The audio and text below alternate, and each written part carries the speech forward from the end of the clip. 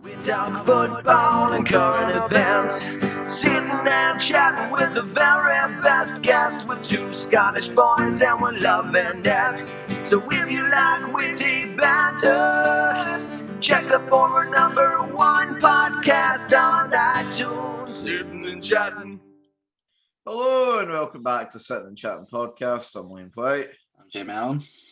Jabba, how's work? Right. No, it was not too bad.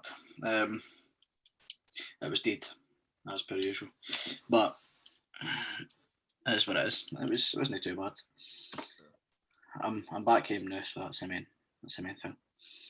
However, right, We do best. I was halfway through the day, right? And I swear to God, I've seen the best fucking bunda I've ever seen. I'm not even joking. Like, I'm talking like peak summer ray levels. Like, it was honestly frightening. But anyway, other than that, what was right. Welcome back to Sitting and Chatting podcast. But other than that, glad to be back in. Yeah. I mean, me and Jamie had a quick word beforehand, and I'm not going to lie, we're going back to our roots. This is going to be a very football-orientated episode this week. So, but I think everybody should stay listening. Yeah. Because it'll enhance your views. Yes. On football knowledge. Yeah, because me and Jamie know everything.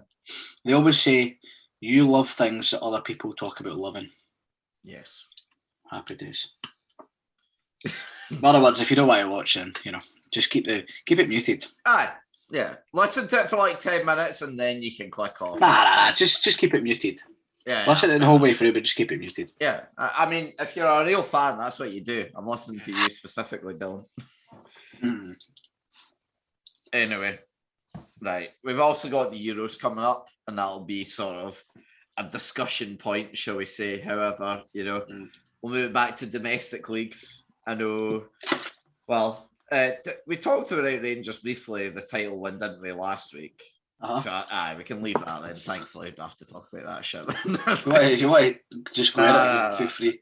Well, actually, I will ask you, right? What is your ambitions for next year? What are you thinking is going to happen? I think we can obviously challenge for the league again. That's no question. I think we're still a step ahead of Celtic, considering they've not got a manager fully. And it's not like they're getting Eddie Howe now. It looks like they're getting that ship sailed. Australian boy. Players like Odsonne Edward and stuff are wanting to leave Celtic. Ryan Christie's wanting away, Elanusi. 3 big players for him. Yeah. So it's looking good.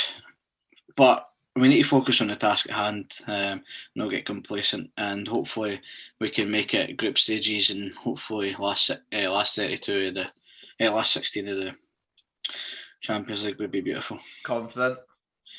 I'm confident we get to the groups. Right. Depending on the group, obviously. Coefficients being generous to us, and hopefully we can get a group that we can challenge for second place in. Top my group in that, the Champions League is going to be really difficult. But got a good team, well coached, so we can do it. Because not a lot of people, you'll see it in past years with Celtic. People don't like playing against Scottish teams because it's different. It's difficult. So, confident we can get to groups, and hopefully we can get out of the group. But you just take it with a pinch of salt, to be honest. Do you think it'll be as easy for you this year as well as it was? I mean, I know it wasn't like easy, so to speak. In the leagues, you mean? Yeah. No, I think it'll be harder. It'll be closer because they started in a very bad manner.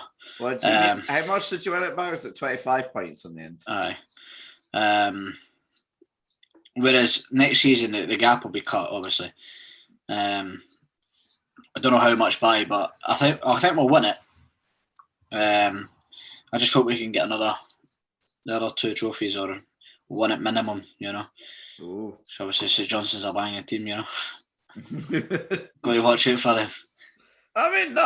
Let's be completely right. As someone that doesn't give a fuck about Rangers or Celtic, that was the thing that I enjoyed the most out of the Scottish season, was seeing them get the 2 trophies. Yeah. Because I mean, not like some years you do say like a smaller team will win like, you know, one of the cups, but I mean, I can't remember a time when a smaller team won both the cups, let alone the same team in the same year. So I was happy to see them do that. No, it was good. And not that I hope that they do it again, but if we just go on and win the Scottish Cup and the league, I'll be more than happy with it. 100%. Fair enough. Well, I mean, I hope you fucking fail at every possible hurdle, apart from the Champions League. But, you know, best of luck to you. I say through gritted teeth. Cheers, you cunt. It's fine. We won the Conference League. It'll all be good. But yeah, we'll move down south then, because I did sort of sprint it on you last minute, but thought it'd be a good idea to do our team of the season for the Prem. I know this year we've sort of, obviously, like, we bring the football up from time to time, but this year in particular, we've sort of stayed a wee bit away from it compared to most years that we've been doing the podcast. But, you know, obviously, we're still watching football a lot of the time. So it'd be interesting to sort of see what you think would be our lineup. Because also we'll have to come to some sort of agreement on this going forward, which isn't obviously the easiest thing to do with you and me. Yeah, I think. Go for it. What were you going to say? I was just going to say what formation, because in my head I was thinking 4-3-3 would be best going forward. You have to stick with that. Yep. All right. Who would you have in goal then, I suppose?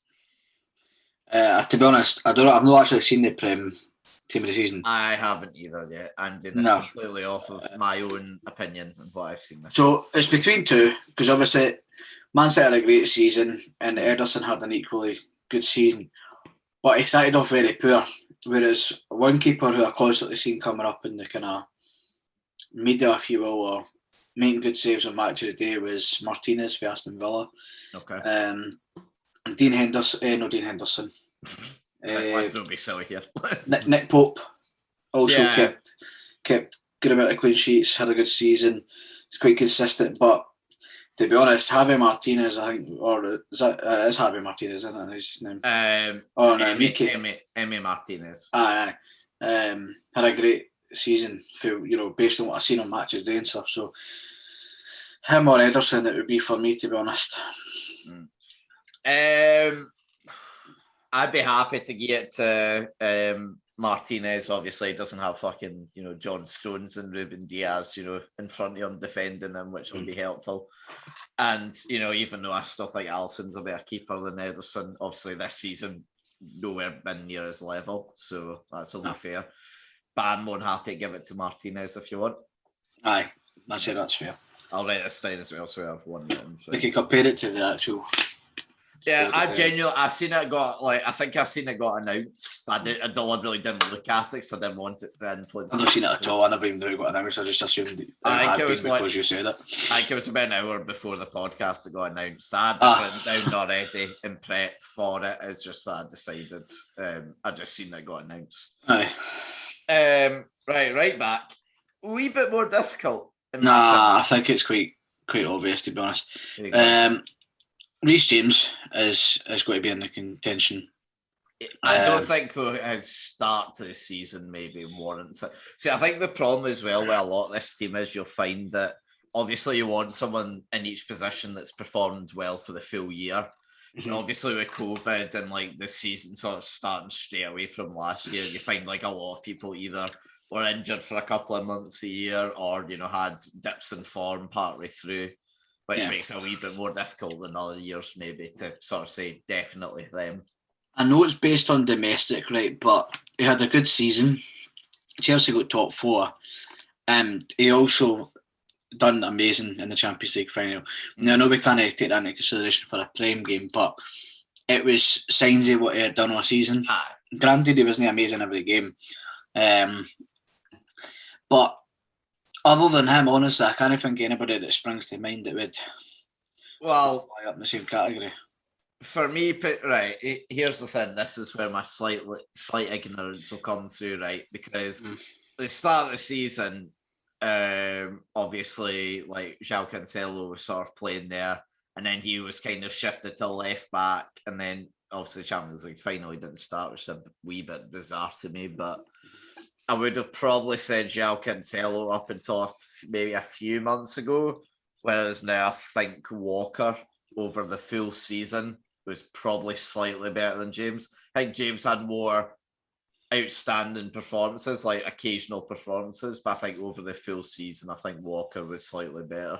Again, though, he's got Ruben Diaz and Stones there to, and I fully rate they two higher than the likes of Thiago Silva, which is a mind-blowing statement in this day and age. But granted, I just hate Walker, to be honest. I mean, I don't like him either. People can banter as well all they want, right? But see, sort of from about January, maybe February onwards, Trent was arguably as well Liverpool's best player and potentially the best right back in the league. I mean, the last 10 games he was frightening. Yeah, but obviously a season's not judged on 10 games, so we can't give it to him. Without him, Liverpool would never got top 4. But yeah, in respect, he's nowhere near in the contention for the start of the season he had, to the point where he was ruled out of the Euros. So I know he got in at the end, but we'll talk about that after. I mean, I'd happily give it to Cancelo on the basis that, you're saying he had or Walker on the basis you said he's had a great season, but for me, I've never liked Reece James, to be honest, and I thought he was overhyped. But after seeing him this season and in the Champions League final, I thought it was really good. I'd be happy to get to fucking what's his name, Reece James, if you wanted. I don't think maybe he's entirely it's not like a clear and obvious decision, like I said, but I'm happy to go for it on this basis. I would give it to him on the basis of what he showed in the Champions League final, although it can't be judged on that. I'm judging on that. Get up here. I thought in the Champions League final he was honestly phenomenal, man. It was. If it wasn't for Kante, he easily would have been player of the match.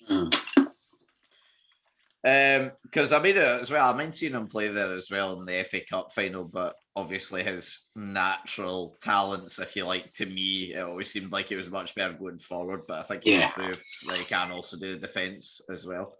100%. But yeah, okay, Reece James. Now, I've got a bit of a left field shout for my first centre back. Right. Fofana from Leicester. Yeah, he was going to be one of mine as well. Oh, was he?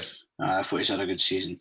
The only thing I would have said is 20-year-old as well, by the way. I know. Fucking frightening. The only thing I was going to say is that he didn't perform in big games, and that did piss me off because I don't like Brendan Rodgers too much, right?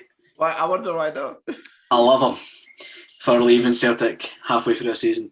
I don't want to see him fail, but I would like to have seen Leicester finish top 4. And it would have been great. Yeah, and in the previous games leading up to it, and even the Tottenham game, it just wasn't there. And I know he's only 28, and people say, "Oh, this, that, and the next thing." But yeah, if you want to be a big player, you need to perform in big games. It's as simple as games throughout the season he wasn't great in, but overall he had a very comfortable season considering he's 20 years of age.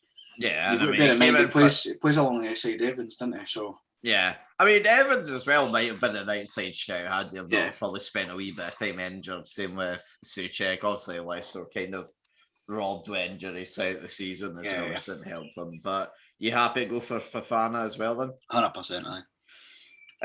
Next one, I think this will be. In fact, actually, I think the next two will be the easiest picks of the full thing. Ruben Diaz.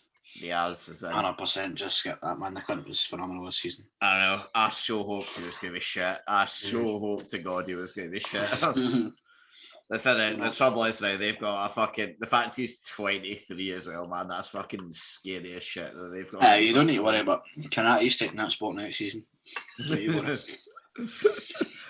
I mean, to be fair, Van Dijk, Gomez, and Kanate, I'm loving that. It's going to be a challenge. It's going to be a challenge, I'll tell you, to pick a team. Next spot as well, I think it's pretty easy. I think there was only really one really good left back all season. I think it was Luke Shaw. I Which is, you know, I don't like the cunt. I'll say it right here now. But I mean, I full credit to him because he really has brought it back in the last sort of like year, 18 months. Aye, I mean, you're not going to give it to Tellez or, you know, players like this. And he was only, you know, Ben Chilwell had a good season, but he's so shite. I know. And see as well, right? See if I know you fucking hate the boy as well, but see if Tierney hadn't got injured as well, he might have actually challenged for that spot as well. No, Tierney's probably, in general, Tierney's probably the best left back in that league on capability. I mean, you forget about Liverpool's left back, mate. Andy. Nah, we sold Moreno years ago. But no, honestly, but Tierney is probably the best left back in that league on capability and on his day. You know, it pains me to admit it, but it's true. But he's in a shite team. That's his issue. It doesn't help, and he's probably not going to get a big move as a result. Exactly. Right, okay, so done the back five then. Now, holding mid, I suppose. It's easy. It's easy. On you go. 1,000% Kante. You see, was Kante, though, great for the full season? Aye. He genuinely, he probably was bad in a handful of the games. Or not bad, just wasn't non-existent. See, part of my worry is so that we're catering too much to this sort of... Because you forget, Chelsea were fucking shit up until Christmas. It wasn't until Tuchel came in that they actually... Yeah, most of them are. Most teams in the league were. There was only maybe even 4 or 5 teams who were actually playing well. Or not even playing well, just better than the rest. Liverpool had a bit of a rocky start. Tottenham had a rocky start, but yet they were top by Christmas. Was it Christmas they were top by? Yeah. And Man City started off in 10th, win the league. So, you're like, Man U were playing okay and then went into the driving seat towards the second half of the season. West Ham were phenomenal, but then fell off. Leicester were good, fell off. I've completely forgot about someone I know full well now who I'm going to include. Fucking Thomas Souček. No. Mate, he was unreal this year. No, I mean, he was overhyped to fuck, man, honestly. No, he was good. It's because he scored goals and people think he's a holding midfielder. He got praise. Nothing to do with it. Kurt was alright. It was overhyped to fuck. No, he done so well this year. It's so harsh to say. He might be overhyped, but you can't tell me he didn't do fucking great this year. No. No, that's harsh as fuck. He got made to look good. What, you're saying it's all right, Si? No, I'm saying it's all wings, mate. Shillings. Fuck off. Declan Rice was good all season, though. That's what I'm saying. People forgot that Declan Rice was playing at CDM for him the whole season. And they thought Thomas Souček was playing at centre defensive mid when he wasn't. He was playing at centre attack mid for the majority of the season. He scored a couple of good goals. And folks started creaming their knickers as if he was like the next best thing. Like, he had a good season. Probably scored about 6 goals and folk creamed himself. He was a top goal scorer. Fucking shite. That's all he is. He's average. Nah, that's bullshit. He's not getting included in my squad, that's what I'm saying. No over Kante, not a chance. I don't like Kante either, can I just put it out there? Like, I'm not a big fan, but he was better than Souček. It's just he's always smiling. Like, fuck up, nobody's he was that nice, you know what I mean? Like, no chance. And it's just, you know what, he's genuinely so talented that it drives me fucking mental. I do think, though, we are, if we include them in my opinion, we are catering too much to the end of the season, though, if we include them in there. Other one, though, that I was going to say was... Where was Thomas Souček for the last fucking 12 games? When West Ham were like this? Nobody was good. Souček. I mean... What about as well Gundogan? He had a good season. Arguably Man City's best midfielder. No, as a holding centre defensive mid, though, as if we're choosing that. I suppose I'm not saying this. Obviously, team of the season can be a wee bit ropey when you're trying to find a person for that position. Well, tell you what, leave it in the back burner there as a CDM. Right. Well, right. Say Kante's a possibility. Right. We'll come up with 3 possibilities. What about Kante, Gundogan? Nah, I'll do right. I'll come to a compromise and go for Rice for you. How about that? Do you think? Because he's a holding midfielder. Yeah, right. Okay. Granted. Either Kante, Gundogan, Rice. We'll come back to. Okay. Next one. 2 midfielders. I'll be honest. I've got 2 attacking mids in mind, but one can play. One's very fucking obvious, as per usual. Go on. Kevin De Bruyne. Again, missed sort of 2 months, but he was incredible as always. And the captains that side so well, man. For somebody who used to scream and cry about not getting his the work. Champions League final. Aye, granted. I mean, it was a pep masterclass, let's be honest. But having said that, right, there are, I think we can both agree that De Bruyne deserves to be in there, right? But the other one really does stump me because I've heard a lot of people say this Bruno Fernandes chat, and for me, he was good for the first part of the season. Granted, he scored a lot of penalties, but that's his fucking job as a penalty taker. Well, his overall link-up play with him and Pogba was scary good, and he set up Cavani an unholy amount of times. So I put Bruno in the chat, but I don't know how you feel about the second midfielder, to be honest. Bruno was in my one as well. Mainly because he, in the Prem this year, 37 appearances, so played all but one game, got 18 goals and 11 assists in just the league. And that's from a centre attack mid, man. That's right, man. 5 goals and 4 assists in 9 Europa League games, 4 goals and 1 assist in 6 Champions League games, as well. I know, again, like we said, it's only taking the league into consideration. However, I don't think you can argue that, to be perfectly honest. Who was your second midfielder? That was also De Bruyne. So I think he has to be in there. So that's the 2 that we'll go for then. Jay Lings was obviously a massive shout, but... No, he wasn't. I've got to give the fans what they want, and they wanted Bruno. Right, okay. De Bruyne and Fernandes. Right. Yep, you know it. Right, okay. Now, shall we just get striker out of the way? Because I think you and me both know who it's going to be. It has to be fucking Harry Kane. Aye. Cunt was unreal. I think as well, arguably, I don't know as well if you want to maybe pick a player of the year after this, but I think arguably player of the year. Aye. Considering how shite Tottenham were, especially in the second half of the season, and the fact that he carried them on their fucking back all year. I think he probably deserves to win it over someone like Diaz, who, teams might have one attack against them each match. I think he won the team of the year, didn't he? Did he? Yeah, I thought it was Diaz that won it.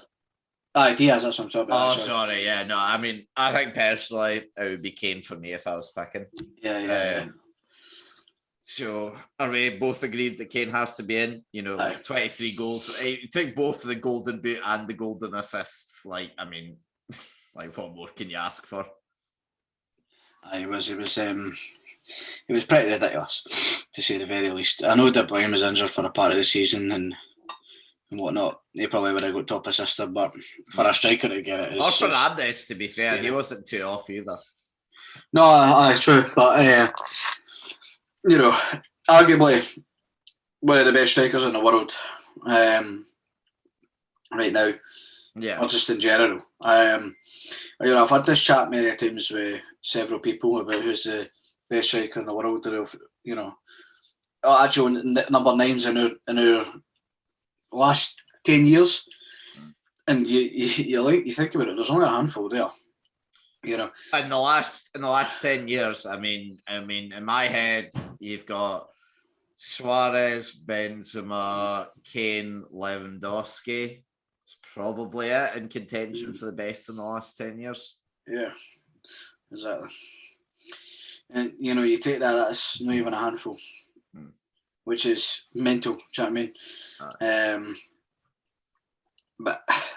Yeah, I'll be honest. I thought Kane was beginning to slow down. I thought he'd had too many injuries and he was fucked basically. But he's proved folk wrong.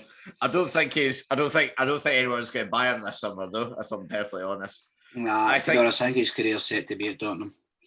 I think unfortunately for him, he's I think he probably thinks that people want him more than they actually do, if that makes sense. Mm-hmm. I think, like, you know, like, because I mean, it'll cost like probably like over 100 mil to get him out of Tottenham. And for that price, you know, you'll be getting like a Holland as well. So, like, you know, anyone that can afford a 100 mil player will pick Holland over Kane. Nothing wrong with Kane, just obviously, you know, younger and, you know, almost as Kylian Mbappe's obviously a striker up there as well. By the yeah, but 10 years. I mean, he'll be like fucking however much so to get out of PSG, like what, 150? No, but I mean, like, we're talking about a handful of strikers in the last 10 years. Oh, really... right. Well, I mean, yeah, he's only been around for like 4 years or so. Yeah. He's obviously done it all as well, won many titles, won the World Cup. Cup. The Champions League. Nah, it's the one thing. But again, that's his club. Yeah. I'd be interested. By the way, you're not getting Holland. You're not getting Holland for 100 million. No, next year when his release clause is up, you probably will. That's if it would re-sign him. Yeah, true. But yeah, no. So Kane's definitely in there, no questions. Who gets the other spot that? Well, who get? For me, one of the winners that's certain, and to be honest, I actually don't know how you're going to react to this. Mo, it has to be Mo for me. Mo single-handedly saved Liverpool. Like, yes, Jota had a few games as well, and if he wasn't injured, he probably would have had as big as an impact to the team. But without Mo, we don't get top 4. There's no question about it. Granted, I don't know if I could include him in my team though. No, mate, he has to be in there. He has to be in there. Let's think about the alternatives, right? Hear me out. You had Son, who, don't get me wrong, last 10, 15 games, he wasn't amazing. But in the first, 10 games, you're talking, I think it was 8 goals in 3 games and 6 assists. Yeah, but you are talking. I know I said as well, right? Very few people have done it from year to year, like for the full year, basically. Mm-hmm. Mo's one of the few people that from day 1 to day 38 was on it. No question. The man has about 180 shots per game. I know, but guess what, right? No, his ratio is too bad. No, you've got Son, who had a good season. No, you have Mahrez, who had a great season. Mahrez had a great season. Yeah. Rafinha from Leeds had a phenomenal season. I'm not fucking putting Rafinha from Leeds over Mo Salah. Get the fucking grip. He had a fucking phenomenal season. No, not compared to fucking Mo Salah, he didn't. I can't believe the bullshit you're going through right now. He is the only Liverpool player in history to go 4 seasons in a row and score 30 plus. He is a winger. He's not a winger, man. He's just a fucking shot taker. That's literally it. No, right. I'll let you into something, right? Mahrez was my other winner, okay? Mm-hmm. Mahrez had a good season. Shat at the Champions League final, but he had a good season. For me, it has to be Salah and Mahrez. What? So you're not putting Phil Foden in at any point? You are fucking delusional. He made 19 appearances, Jamie. Who? Foden. And he made 19 appearances. And there were 19 of the greatest performances you'll see this season. No, Jamie, I swear to God, if you're telling me Mo Salah is, I refuse. I'll give you Kante, but Salah is not being dropped. You're wrong. No, you're fucking wrong. And do you know what it is as well, right? You've had such a torrid time with Liverpool this year, you're not willing to accept, and he has set his standards so fucking high that because he's taken 1 million shots, you're upset about the fact that he scored 22 goals this year. Do you know what's mental, right? See, in the actual transfer market, you know there's a 98% probability that Liverpool sign Rafinha this season. Because Rafinha, aye. We're the most likely to sign them. And I'll tell you for why. Because you had a fucking phenomenal season. With a striker like Patrick fucking Bamford up front. I'm not resting until the case has been made, right? Rafinha had a phenomenal season. I'm sure he got 10. He's not had a good season. 10 assists, 7 goals or something, right? That doesn't seem like a lot, right? Hud! That doesn't seem like a great season, right? But when you're playing for Leeds and you've got somebody like Patrick fucking Bamford up front, you are bound to fail. whereas this man has not. It's been phenomenal to watch. And Bobby scored about 8 goals all year, and Manny had a shitter as well in front of him. It was Salah that done everything for Liverpool. No, I'll tell you who it was for Liverpool. Thiago. I mean, I don't think he was as bad as everyone made him out to be. You included. There's no way Salah's up there, man. No, I swear to I say Foden and Mahrez. Son and Mahrez. No, I can't believe you're actually saying humans on a better season than fucking Mo Salah. Aye. You are on crack. Check Son stats, honestly. They're not as good as Salah's. Don't believe it. I don't believe it for a start. He didn't score nearly as many as Salah. It's not about scoring goals. He also didn't assist as many, I'm pretty sure. You're wrong. Right. You're fucking wrong. Right, I do not fucking care. You can have Foden over Mahrez if you want, but Salah is in the team. 17 goals and 10 assists, Son had. What a season, by the way. Who? Son. Is that in the Prem just? Aye. How many assists did Salah get? Yeah, so you were right. He did have more assists by 4. But by 4? Right. And guess what? Salah scored 6 goals more than him, Jamie. Aye, but he plays on a better team. And he had fucking Kane up top with him. He should have had about 20 assists. He had Kane up top with him. I think you're forgetting he had fucking Salah, Thiago, Trent. Oh, what a team. I can't believe it. No, it's Son and Mahrez. No. Fuck right off. I will give you the other slot. You can put whatever you want there if you want.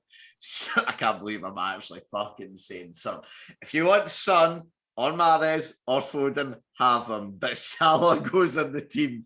No fucking questions. You're wrong, but okay, yeah. I can't believe you're saying fucking Son. Right, who are you putting for the other position then? Mahrez, right. Right. And who are we putting in for CDM? Is it going to be Kante, Rice, or... Nah, Kante.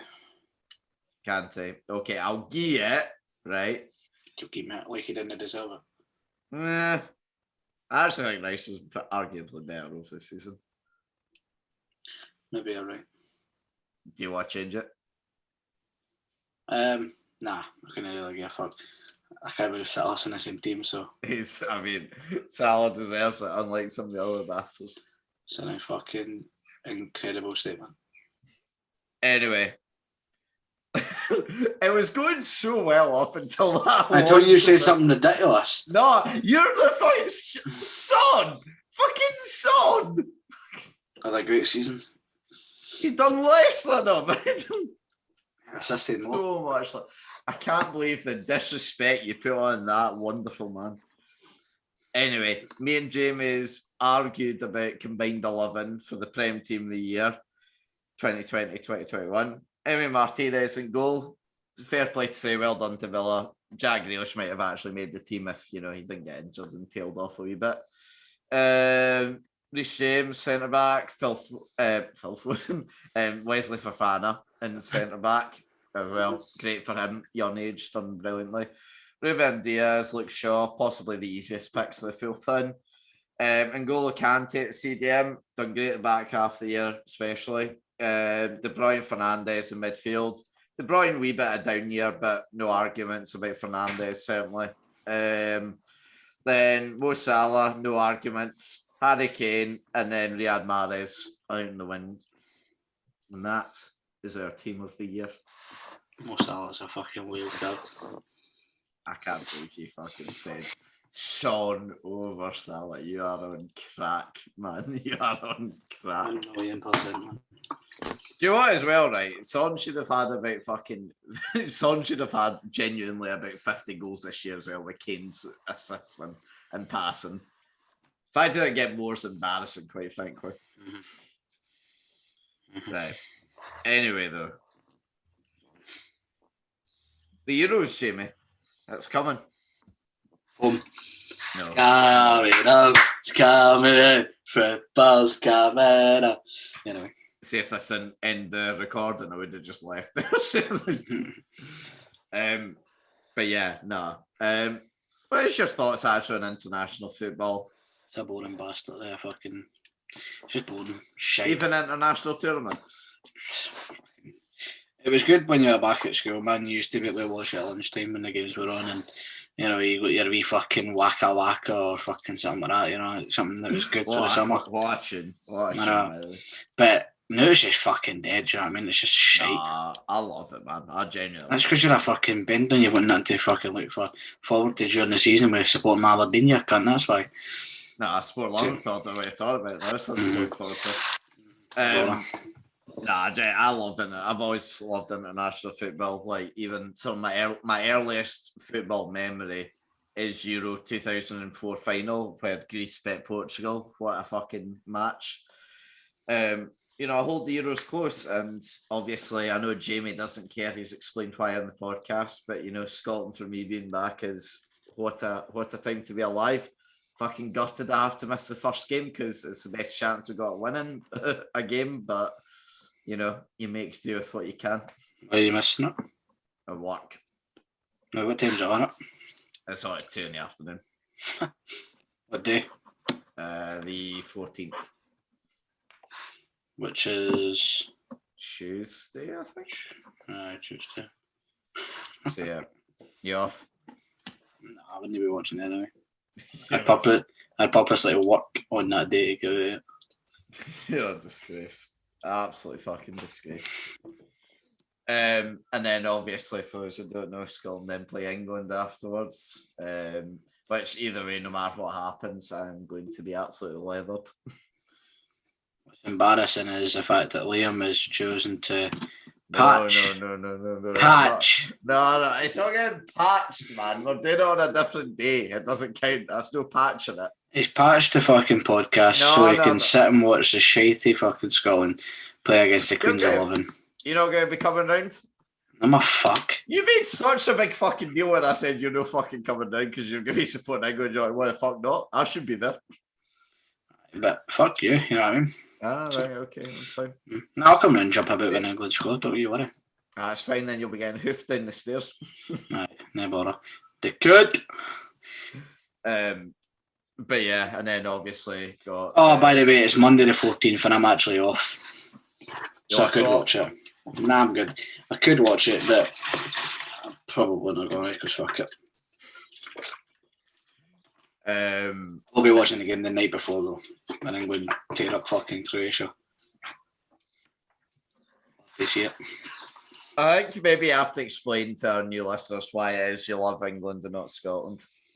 You can go back and listen to the other podcasts. Fuck them. Alright, okay, fair enough. Yeah. Just know that Jamie's a wee bastard that no one likes. Basically, No that's bother. it. Be all and end all it. If you say so. But yeah, no, genuinely, I've always loved international tournaments. Like I say, international friendlies, they can get to fuck, but actual international tournaments I love. And I'm buzzing for this one. Mainly because Scotland are in it for the first time since I was 1 month old and Jamie was just born, so we'll be living our good lives, or at least I will. Jamie probably won't give a fuck, but I mean, I'll watch it because I'll enjoy seeing us getting fucking lahoofed at the competition as quick as I've seen us going to it. So you're the most Scotsman sounding bloke that I know, and you're always desperate for Scotland to lose. It's actually unreal. It's just fucking funny, do you know what I mean? It's just funny, innit? I mean, you're taking Steve Clark to the Euros, it's a fucking embarrassment, do you know what I mean? That's the way I see it. No, Imagine having that cunt managing you. I mean, listen, you gotta say, no one else did. I mean, it was Gordon Strachan's work. You said that to fucking gritted teeth, didn't you? No, to be fair though, he was the one Scotland manager I respected. Gordon Strachan. Why? He was just a good manager. Yeah. Fucking munter, but he's a good manager. Fucking wee ginger 5 foot bloke. He's got fucking teeth like an electric fence, but he's alright. You know what I mean, he's a good manager. But yeah, in terms of Scotland squad, I'll be perfectly honest, right? Something I wanted to ask you about, Nathan Patterson and that. I don't really watch much of Rangers. What can we expect if he plays at all? Good play. Nathan What, you Patterson's, he's good. Does he actually get a game for these much at the moment? He did when Tav got injured towards the end of the season, and he played against Celtic and absolutely ripped him a new one. That right hand side, he blitzed in it like fuck, man. You look forward to watching him. You think you think he would play well, because obviously the likelihood is he'll probably be playing 5 at the back. You think? Aye, so if they let him go forward, then if they keep him back in defending, he'll not struggle, but it will not suit him. Because obviously you'll have, Andy and probably Tierney as well pushing up further forward if he's not playing as well. He'll play the back three though, won't he? Because it's Steve Clark and he's a shy back. He'll play Tierney at left centre back, and that's the issue. Yeah. Robertson will bomb forward and pit balls into nobody as per usual. Listen, done well against the Netherlands last night. Got one straight onto this, but who's by the way is probably the best player that's been taken going forward. By Kev. He's a good player. Him and Che Adams, obviously. I'm so glad he got taken. Could you imagine if fucking Ollie McBurney went over that? I can't believe Sheffield United want fucking 15 million for him. Fuck off, don't they? Genuinely, that's fucking stupid. He spent like 20 mil on him. Mind blown. But honestly, in terms of going forward, Kevin has been some additional on the Che Adams. He's a very basic striker, shall we say, Nesbitt. I would say he's more agile than it might come across. Like I've watched. He's more agile than Dykes, but I've seen him play for Hibs, and his movement is phenomenal. And I think you let him burst on the right or cut inside, you're in trouble. But if Nathan Patterson's been allowed to blitz forward and roam free, I can see them linking up well. To be honest, it could be a good tournament for them, because they've actually took or invested in young, if you will. Oh yeah, no. I mean, one day you're not happy to see go though, obviously Billy Gilmore. I mean, he'll not play. Yeah. And if he does, it's fucking outrageous, because John McGinn's phenomenal. Scott McTominay has had a cracking season for Man United, and arguably could have been in that midfield three that we chose in the last segment. But and obviously, you've got Callum McGregor for Celtic, who always performs average for Scotland, but it's enough to get into the team. John Fleck's not going to play because he's pish, plus he's got COVID, I think. So Ryan Christie's not had a good enough season at all.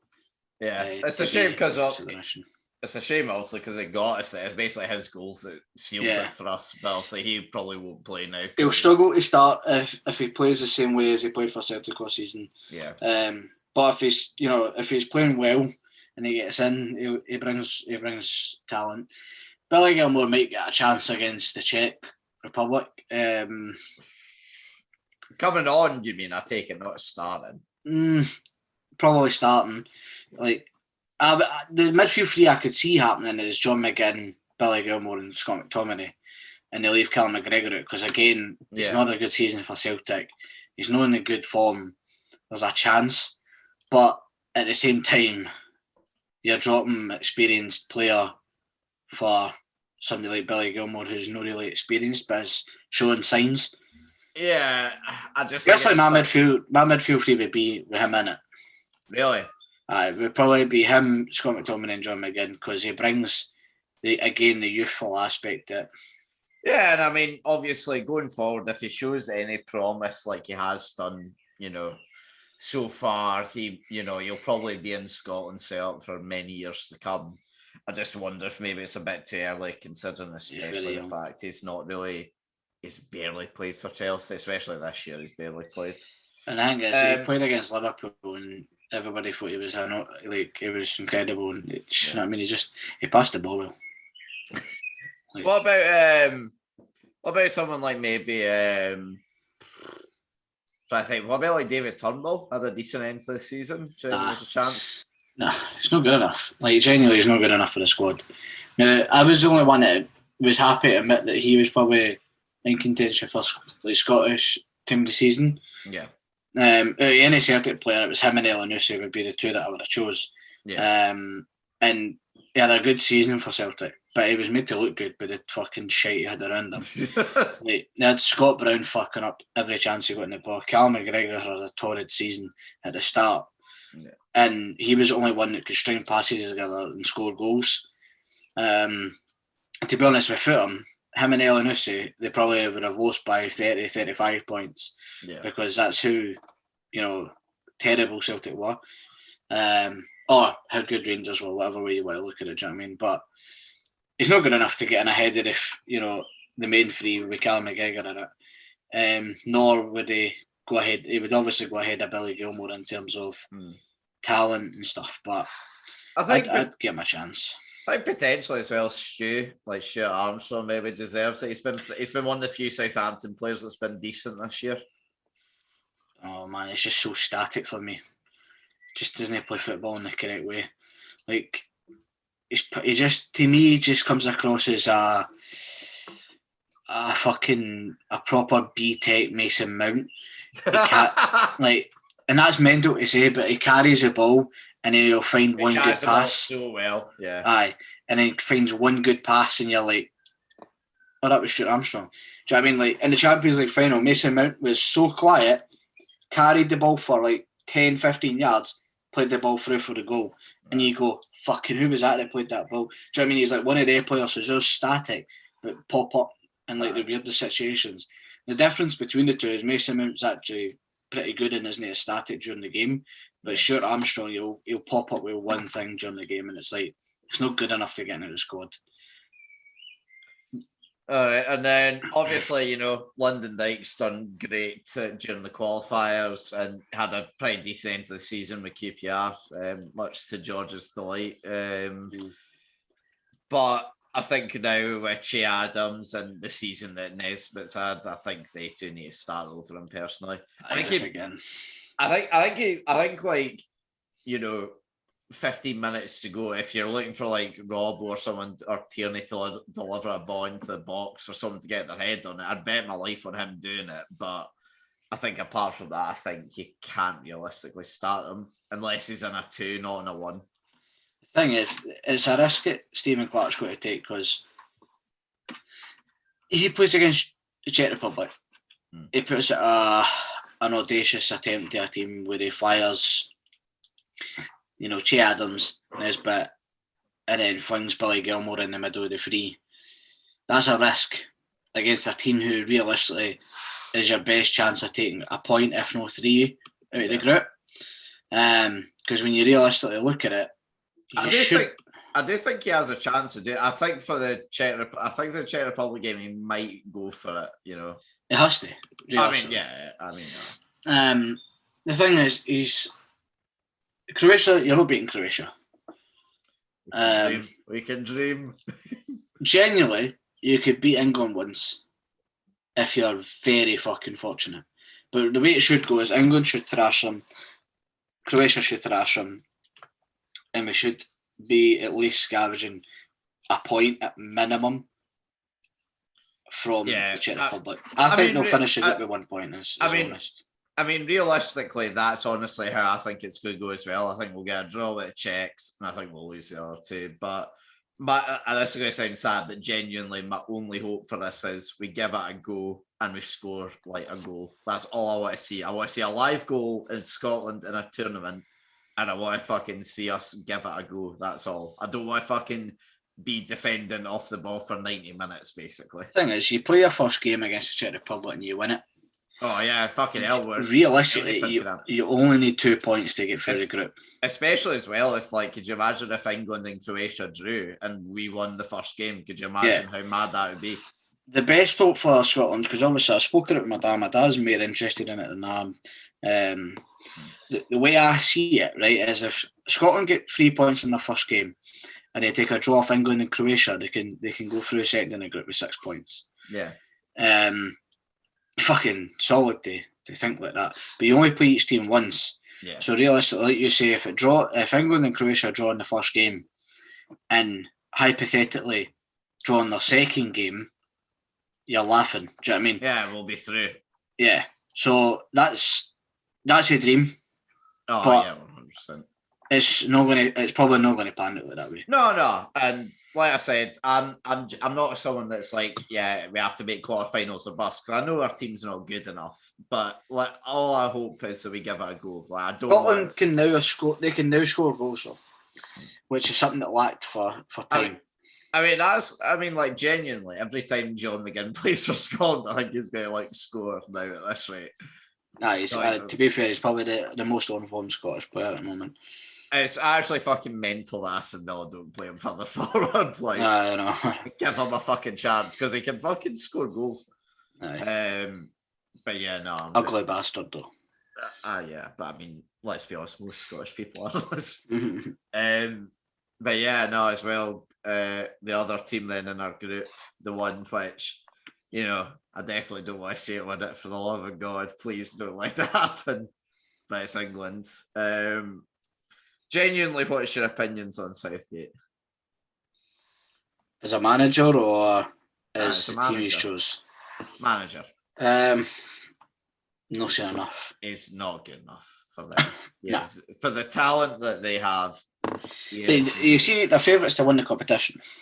Yeah. Which I still think so, maybe a wee bit generous, considering Portugal's talent, France's They're 41 talent. favourites, man. That's crazy. It should be France, Portugal, and then Croatia. Would be You really are predicting highly of Croatia, aren't you? They're a great team. The only reason I truly believe that they'll not make it this year is because Modric is a year behind again. Is Modric going this year? Yeah, he's going, but he's a year in, like another year in. He looked so. He did not look great this year. Like, no, I mean the thing is he's shown well in a very poor Real Madrid team, so that's why he's been selected. But realistically, he's a fucking phenomenal midfielder. But he's probably about 5 yards behind every other player. That's the issue. I know. Like if you're, against England, Phil Foden or Mason Mount get on the ball, they're running past them. Aye. He's not good enough. And he's no like a defender. He can't get that extra yard of space because he reads the game better. Yeah. You're in that moment, you're in midfield. One of them turn, they're gone. Because these boys are rapid, you know what I mean? Even Ryan Fraser would fucking fly past him. Robbo, fly past him. Nathan Patterson, fly past him. Czech Republic's got fucking rapid players as well. It's going to be a difficult competition for them, but overall, they're a good team. They cannot be written off, is the way I see it.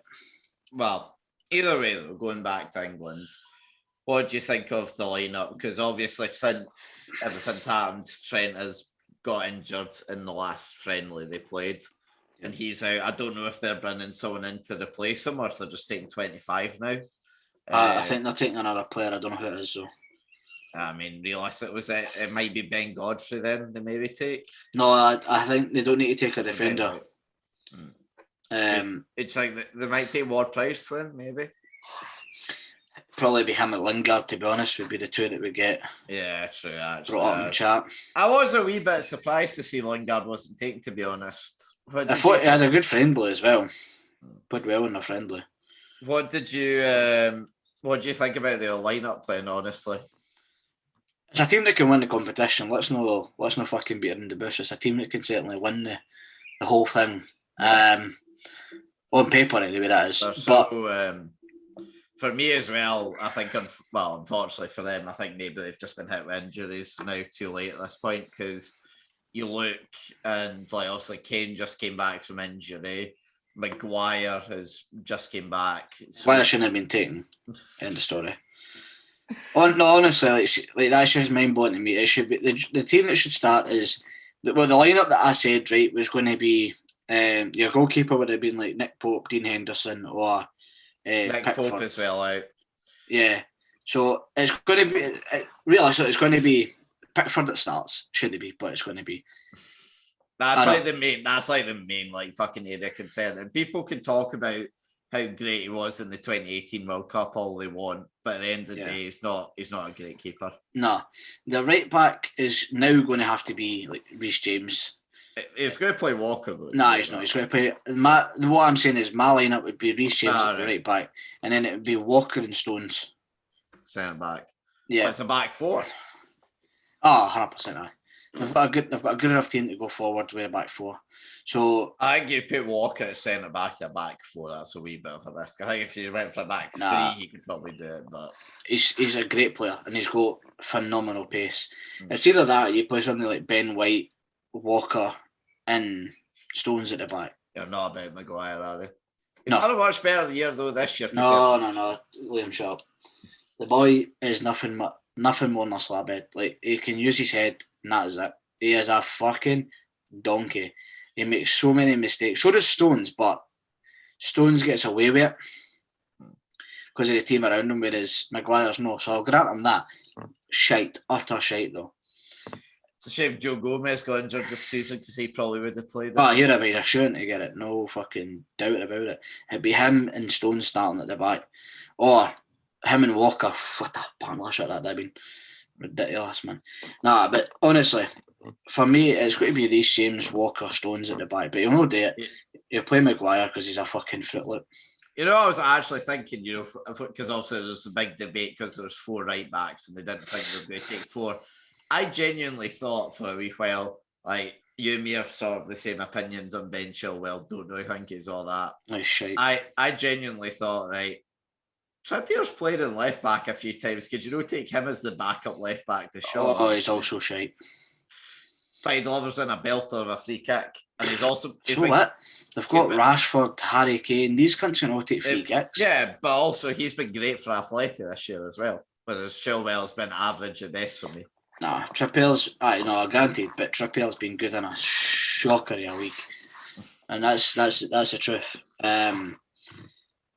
I mean, left back would have been it was him and Shaw. Shaw has to play. If he plays Chilwell, that's fucking mind blowing. Aye, but for me, Maguire doesn't even go.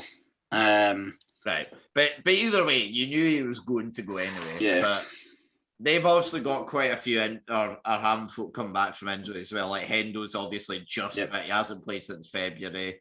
Trent's now gone. Who's the other one? Phillips as well in midfield. He went off injured in the last game of the season. So there is maybe a wee bit of concern. Obviously, they don't actually have that many central midfielders, if that makes sense. I know they've got loads of attacking midfielders and forwards, but not many people to sit in that double pivot. Like, you know, it'd obviously be Rice and Hendo every single game if Hendo's fit. So I wonder if maybe...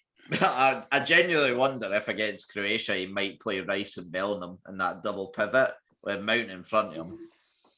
So, what formation do you think they're going to play? Well, they've been playing the 4 at the back more regularly now, so I think they will probably play the 4 at the back, 4-2-3-1. Right, so what's your lineup then? What would my lineup be, or what do I think will get? What do you think it'll be? I think it'll be Pickford. I think he'll play Walker at right back. I think he'll play Maguire if he's fit and Stones. Shaw at left back. Double pivot. If Hendo's fit, Hendo starts. If Hendo isn't fit, then it'll be Rice and Bellingham. Bellingham at CDM? No, like double pivot. He'll play as like the 8 that goes like box to box. Right, okay. Like Rice is the deep play, like it's the deep sitting defender. Then you have Mount at Cam. Who'd I think he would play? He'd probably... He plays Mount over Foden? No. I think Foden starts the first game. I think it's Foden, Sterling, and Kane up top. No Sancho? No, I don't think he rates him as highly as Foden or Sterling. I know that's ridiculous, but I'm thinking of what Gareth's going to play. And in my opinion, that's the lineup he uses going forward. So what's yours? Well, it might be if I had the choice, if everyone's fit. Probably Dean Henderson in goal. I think he's, although he didn't have a great season, I think he's still better than Pickford. I played James at right back. Back 4, I still think it's a risk to play fucking Walker in the back 4 personally. Maguire, Stones, Shaw. Double pivot again. Hendo's fit. Hendo plays. If not, it's Rice and Bellingham. 3 attackers probably have it. Mount, Foden, Sancho, and Kane up top. So no Sterling. No, Sterling doesn't get in the team for me. He would go to the tournament, but he doesn't get in the team for me. He comes on off the bench. He's not done enough this year for me to start. Fair enough. The cunt does. If it was up to me, genuinely, Kane wouldn't play. Really? Yeah, I don't think he suits. Such a good season though. I know, but I don't think he suits the English way. I don't think he suits the English team.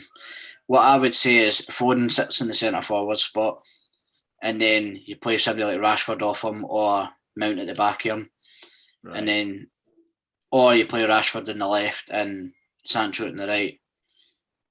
Okay. Is the way I would see it. I personally think Foden's a better pick in that spot.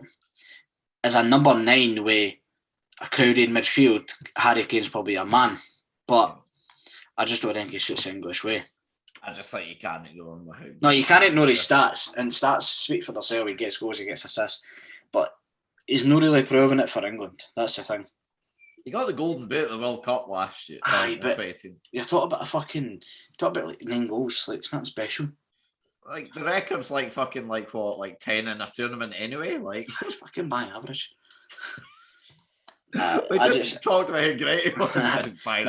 Honestly, I just don't think he sits the English way. I think Foden sitting at centre forward is a dream. I seen him for Man City when he played at that, man. I know Man City's got a fucking plethora of players they can bring on, and they've got tactics beyond belief. But well, I mean, like, as well, if you think about it as well, they do have like some like great options off the bench as well, like Dominic Calvert-Lewin. They've got Jack Grealish, Marcus Rashford, Sterling, whoever might be starting there.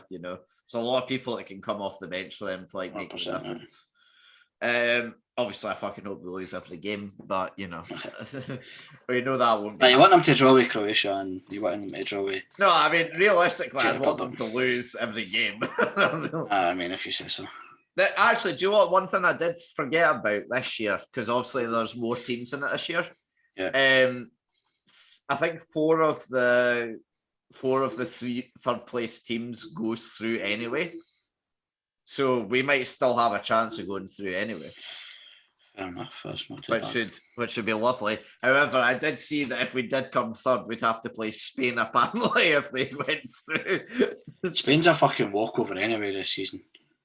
Nothing to worry about. We took a single Real Madrid player. Which is mental. Do you know what though, right? Like, I actually think Luis Enrique is like a really good manager. I think he's quite underrated as a manager. I still think that's a fucking baffling decision. Like, they had a full 26-man squad, only took 24. I mean, fair enough, I also get if you know your lineup, but would you not rather have an extra 2 players for security's sake, just in case something did go wrong? It's just like he's got too much spite. That's his issue. He go fucking let go of Real Madrid. He fucking hates Real Madrid, doesn't he? He fucking despises. Because like I seen as well, like he took like fucking Sergio Busquets, who has been fucking pissed the last 2 years, and made him captain, which is actually mental that he's done that. I like the fact that he's given a lot of like different players in like La Liga like efforts, which is fine. Yeah. But I mean, and I hate Real Madrid, so it's funny to see. But the fact you wouldn't even like take Ramos as like a leader of the dressing room for me is fucking like so mental that you wouldn't like take him for that reason alone. It's an interesting thing though, because I think that he's done his time now, Ramos. No, I totally think he has, but I think he's still. I think he goes as a coach. One of those coaches. Yeah. I think you take him as a backup, like maybe third choice centre back. Because obviously they've got Laporte now, which is great for them. They can have Laporte and probably Pau Torres playing at centre back, which they've both had. Well, okay, Laporte hasn't played that much this year, but it's great for them that he's gone with them. And Gerard Moreno up front as well, 30 goals, not bad. Thiago, the best centre mid in the world, distributing balls. Moreno did have some season, to be fair. Gerard Moreno. Yeah, but either way, who do you think is going to win the whole thing? I can't see past France, to be honest. I want an underdog like Croatia to win it, to be honest. But I see that as far as I see Scotland. There is group, so. There is obviously a group of death as well. We've got fucking, France, Germany, and Portugal all in the same team. Portugal, France get out of that without a shadow of a doubt. I think Germany have gone. Germany's fallen out of first order 1,000%. Could you imagine if Hungary qualified? Imagine getting put in that group, man. You'd be so pissed off, wouldn't you? Imagine Scotland got put in that first season. I wouldn't be surprised. I would not be fucked. I mean, to be fair, we're in a hard group as it is, but it's hopefully not as bad as that. I know. The thing is, I see that group and I think to myself, that's going to be some fucking beautiful games of football. But Portugal, Germany's not the same as what they were. Yeah, no, they're not. I mean, Spain beat them, 6-1 back in November? Yeah. France walk over them. I don't necessarily think they walk over them. No, they walk over them. They walk over them. I honestly go 3-4-0. Maybe get a goal. It's going to be a walkover. Liam, but they've got Timo Werner up front. Shut up.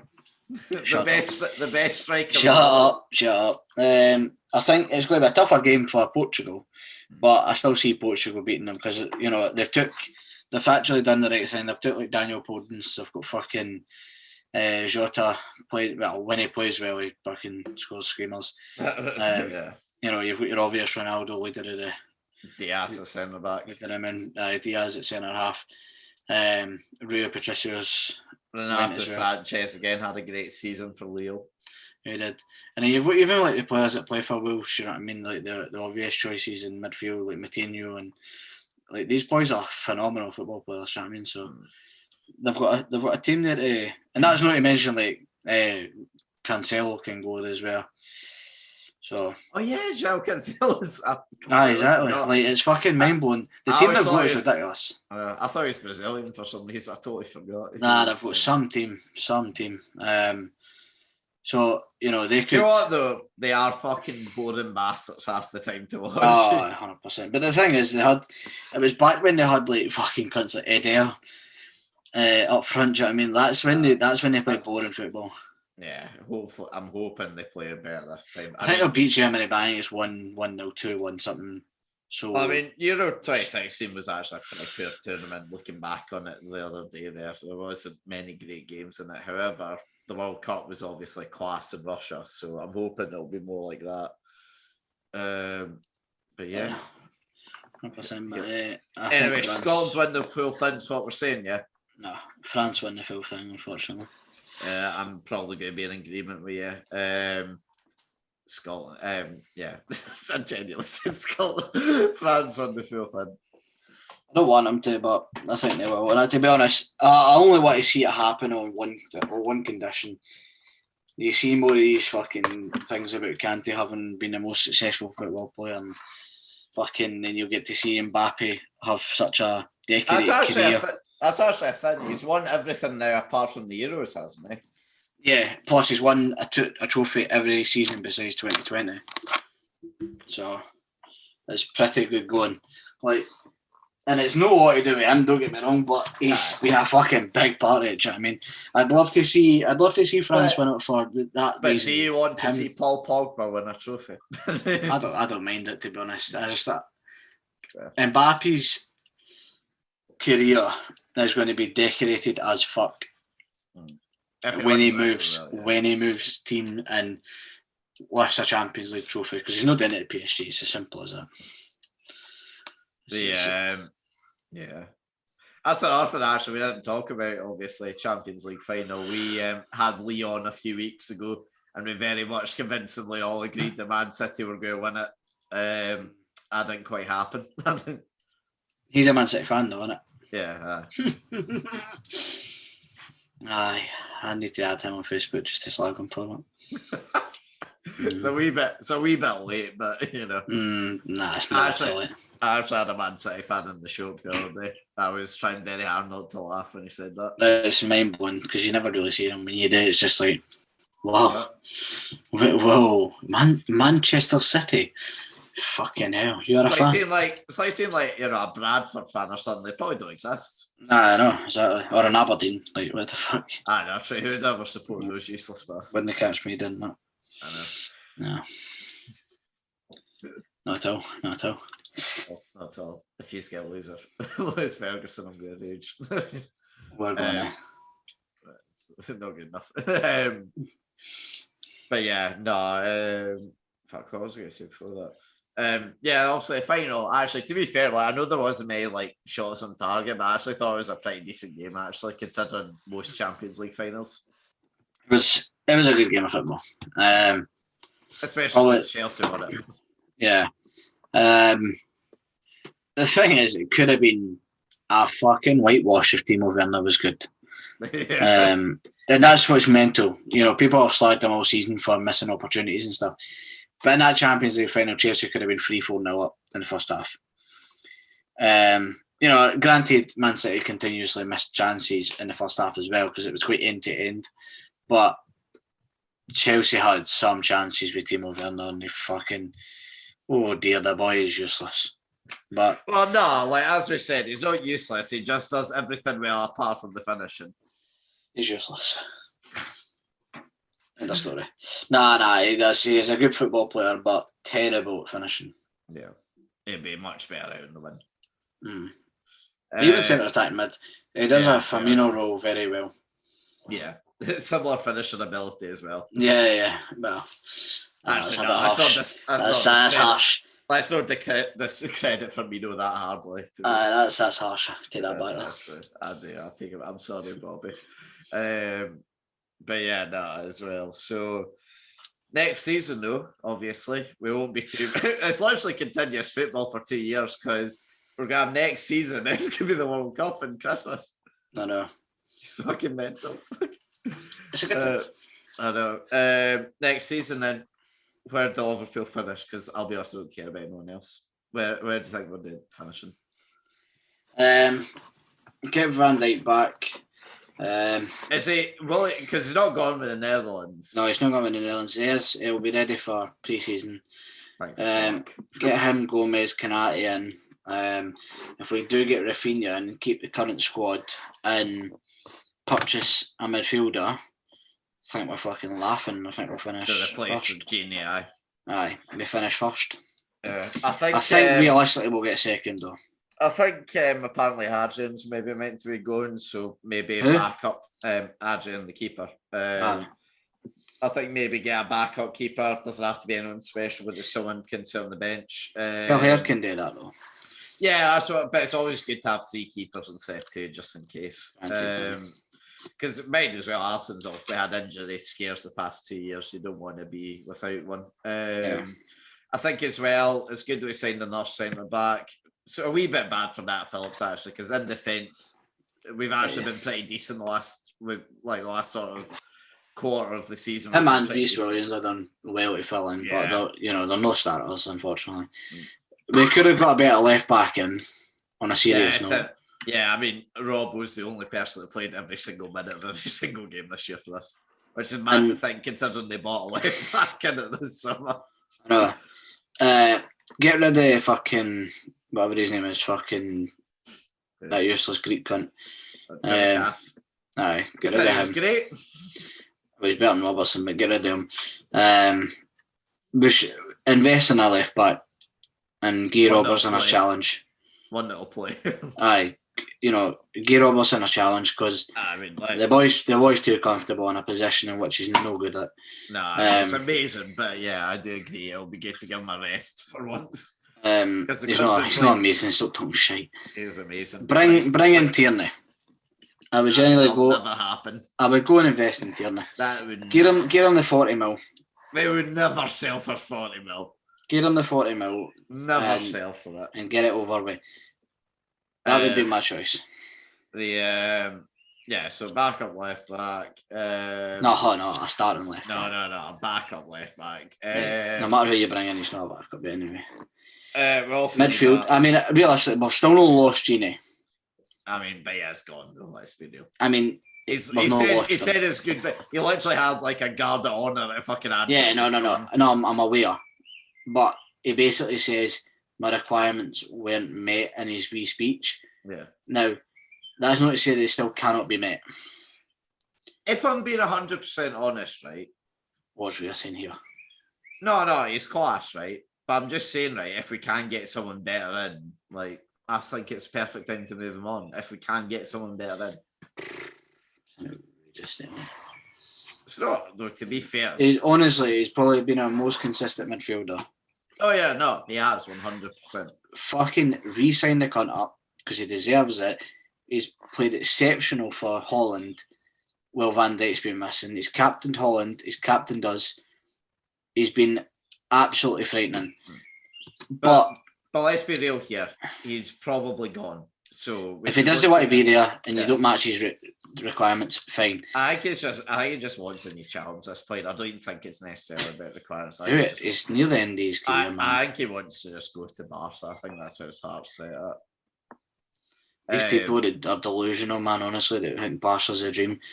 I think you should just phone Coutinho and go, what's the script? Coutinho goes, oh aye, stay at Liverpool, mate, because this is a terrible place to be. Fucking idiots. But aye, so let's say he goes to Barca. We need to bring in a midfielder. Yeah, that's cover. Because I mean, Curtis was great, but you need to find a starter.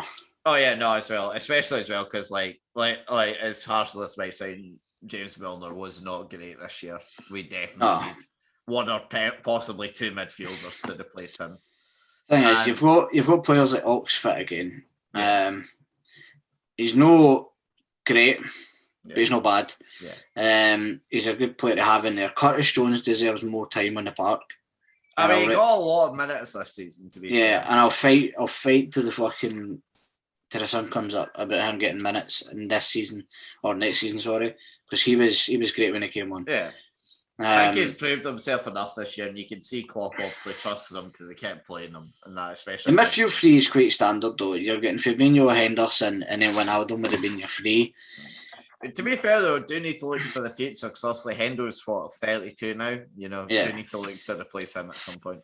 For me, this season it's going to be Hendo, Fabinho, and Thiago to play. Yeah, and we do buy a replacement. Is the way I see Klopp. Yeah, like a young person that can sort of come in to replace the Wijnaldum role. Yeah, see like your Zielinski. Yeah, like somebody like him. Somebody agile, fast, quick, and can pass the ball. Probably obviously a bit younger would be ideal, but. Yeah. That's the kind of like Politano as well. He's a great player, but he's probably just at his prime though at a different team. Yeah, he's sort of a wee bit younger. That can sort of doesn't mind waiting like a year or two for Hendo or Thiago to be blooded out and then can come in. Yeah, I would as well say. I mean, fucking hell, we need to get rid of Divock. That's a must. That's a fucking must. I still can't believe that cunt's in the wage bill. You know that? It's fucking frightening. Do you know, right? I looked up, right? Guess, obviously, the season we won Champions League 2018-19, unreal for us as an Impact sub. Unreal. And I will never forget that for him. And he's always appreciated for that. But he's not at our level anymore. He scored one goal. No, but see, do you know how many minutes he's played in the last 2 seasons? How many? 1,100 minutes in 2 years. It's fucking mind blowing, man. The guy is torrid. Yeah, I mean, don't get me wrong as well. I think when Jota's fit, I think it'll be him, Mane, and Salah that start. I think Firmino's going to be. I think, to be honest, you might want to look at if you can potentially sell one of. I mean, if you're going to sell one, it would probably be Bobby. I love him, but I think his time might be up at this point. Especially if you can get good money for him, I'd probably take it at this point. Probably still get 70 mil for him off a big side. Off a big side, definitely. I genuinely think we'd be lucky. And COVID, I think we'd be lucky to get about 50 for him. Depends where he goes. Yeah. Do you know what I actually think it'd be perfect for? Athletic. No way Suarez in the form he's in, man. Scary. Like Suarez is probably in general the best striker of our time. The man's frightening. Done it at Barca, done it at Liverpool, done it at Atletico. And you know, you can't say he does it for Uruguay, but I mean no one ever will. But the boy is scary. The only downside to him is you know his misconduct in the over the years. But as a striker, a number 9 take his conduct out of it, probably the best we'll ever see. Yeah, overall. I mean, Leo is probably a better goal scorer, but as an overall player, he's probably better. Done it at Colney and Stoke, and then done it at a fucking warm evening in Valencia. I mean, it's different gravy. Boy's a machine. But having said that, Firmino doesn't get ahead of him. Yeah, that's fair. I mean, in general, So striker either to replace Divock on the bench or just like a general Firmino replacement. A midfielder that can be blooded in, potentially a goalkeeper if Adrian leaves, like a backup, and maybe a backup cover for Robbo. But then I'd be happy. I think. What about a winger? Well, the thing is, we've got obviously Harvey Elliott coming back. I'm quite happy to see him also get some minutes this year. Well, the thing is, Rafinha is rumoured to. We're rumoured to be going in for Rafinha. It entirely depends on the price. 100%. And knowing Leeds, they're trying to squeeze 50, 60 million out of him. And that's not worth. Nah. The thing is, though, it's teams like Leeds and fucking newly promoted Brentford who are coming in for Ryan Kent. Do you know what I mean? And they'll take Ryan Kent and they'll try and get him for 15, 20 mil and then bust out Rafinha for 60 because of profit margins. It makes sense, but it's terrible, terrible business. Yeah. I mean, to be fair, you might be right, but I think Harvey Elliott is going to be given minutes this season. He was frighteningly good for Blackburn at points last year. I think he deserves chances at Liverpool this year. I'm a wee bit worried in case he doesn't get any, but I'm hopeful he might get a few minutes. Yeah. But yeah, hopefully Liverpool either at least challenge for the title or, get top 4 again. Win the Champions League. All good. Maybe chuck in the FA Cup in there as well. Why not? Fuck it. I know. Fuck it. Treble incoming. You heard it here first. Mm-hmm. How do I leave this thing again? But yeah, no. I mean, I take it we both think City will go in the league anyway next year. I think we'll get second. I think Man United will fall away. Ooh. Yeah. Don't get me wrong, it'll be third or fourth. They'll no drop for. Even if they get someone like Sancho. Right. Did you imagine if we got Sancho, by the way, it's like a Bobby replacement? Oh. I know. Stick fucking Salah in the middle. I know. He can shoot like fuck. I know. Salah in the centre, Mane and fucking Sancho delivering balls. Trent and Robbo as well. Oh. Well, did you see the thing about Jude Bellingham in Liverpool? No. On Twitter. I mean, he'll only be leaving Dortmund this year, but... Well, I seen a bit of madness. Gerrard, it was Gerrard's birthday the other day. Oh, yeah, I ain't saying about it yet. Did you see that? Yeah, I mean, that doesn't mean anything. No, but did you not see in the comments underneath, like, when they obviously put the eyes emoji, or the wee happy emoji, everybody was going to get to Liverpool, be the next number 8 and stuff, and I just kept putting eye emojis under all the people. It's a wee teaser. I love the cunt, but I think we both know that probably won't happen. Nah, the issue is he's still what, 19, 18? He's 17. Is he still 17? Right, well, 17. So you're talking at minimum £140 million for that gun, because that's just how we fucking. I mean, they even paid what was it? They paid like 22 mil or something for him when he was like 16, which is fucking mental to think about. And his value is probably sitting about 80 to 140 million because of the way the market is. 17, he's proven in a Bundesliga side like Dortmund. It's just fucking scary, man. Indeed. But Sancho would be nice, so. Yeah, love that. Right, there you go, Liverpool. You know what to do. Guess Jadon Sancho will win the treble.